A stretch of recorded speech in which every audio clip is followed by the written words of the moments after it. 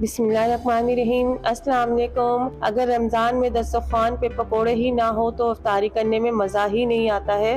तो आज मैं आपके लिए लेकर आई हूँ वेजिटेबल पकोड़े की रेसिपी। वेजिटेबल पकोड़े हम कैसे बनाएंगे, वीडियो को एंड तक देखिएगा। वीडियो पसंद आए तो चैनल को ज़रूर सब्सक्राइब कर लीजिएगा। रेसिपी स्टार्ट करते हैं। बिस्मिल्लाहिर्रहमानिर्रहीम। वेजिटेबल पकोड़ा बनाने के लिए हमें जिन इंग्रेडिएंट की ज़रूरत है उसमें शामिल है 250 ग्राम बेसन लेंगे, 1 अदद आलू लिया है, इसे मैंने बारीक बारीक काट लिया है। 2 अदद टमाटर लिए, इसके मैंने सीड्स निकाल दिए है, इसे भी बारीक बारीक काट लिया है। 2 बड़ी प्याज लिए, इसे मैंने स्लाइस कट कर लिया है और इसके लच्छे मैंने अलग अलग कर लिए हैं।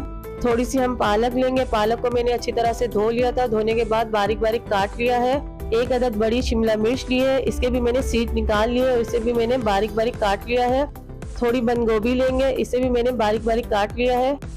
यहाँ मैंने 1 टेबलस्पून धनिया लिया है, इसे मैंने मोटा मोटा कूट लिया है। हाफ टेबलस्पून धनिया पाउडर लेंगे, हाफ टेबलस्पून चाट मसाला लेंगे, ये होममेड चाट मसाला है, इसका लिंक मैं आई बटन में दे दूंगी। 1 टीस्पून अजवाइन लेंगे, 1 टेबलस्पून जीरा लिया है, इसे मैंने मोटा मोटा कूट लिया है।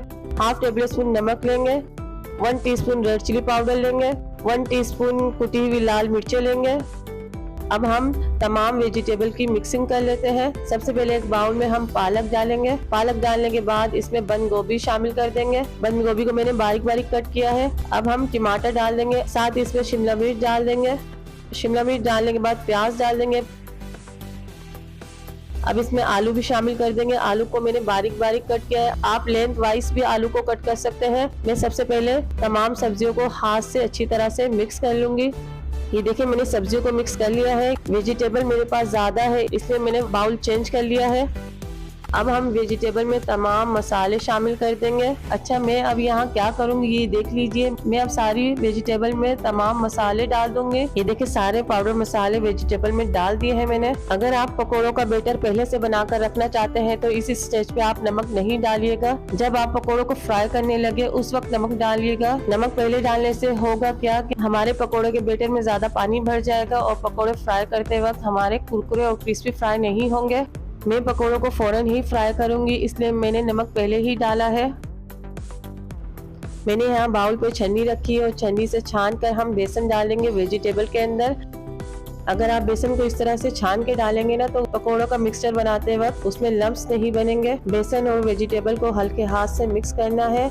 यहाँ मैंने पानी बिल्कुल भी नहीं डाला है। अभी जो वेजिटेबल का अपना पानी था उसी में हम ड्राई बेसन को मिक्स करेंगे हल्के हाथों से।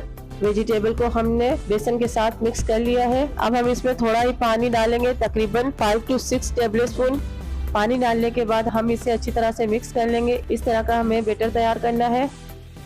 पकोड़ों के लिए बैटर हमने तैयार कर लिया है, इसे मैं छोटे बाउल में निकाल लूंगी। आप इसमें चुटकी भर येलो फूड कलर भी ऐड कर सकते हैं। यहाँ मैंने ऑयल को गरम कर लिया है, चूल्हे की आंच मीडियम रखेंगे। अब हम इसमें पकोड़े शामिल करेंगे। ये देखिए इस तरह से फ्लैट पकोड़े हमें तैयार करने हैं। पकोड़ों का साइज हम छोटा ही रखेंगे और 1 बाय 1 करके हम पकोड़ों को ऑयल में डालते रहेंगे और पकोड़ों को हम टर्न करते रहेंगे ताकि ये जले नहीं। ये देखिए क्रिस्पी पकोड़े फ्राई हो रहे हैं।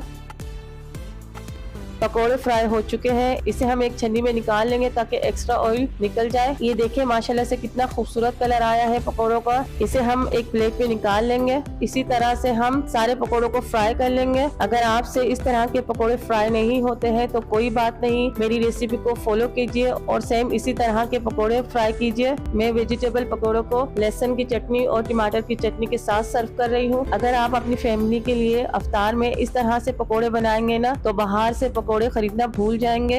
अगर आपको मेरी रेसिपी पसंद आई है तो मेरे चैनल को सब्सक्राइब कर लीजिए, वीडियो को लाइक शेयर जरूर कीजिए। मिलते हैं नेक्स्ट रेसिपी में। अल्लाह हाफिज।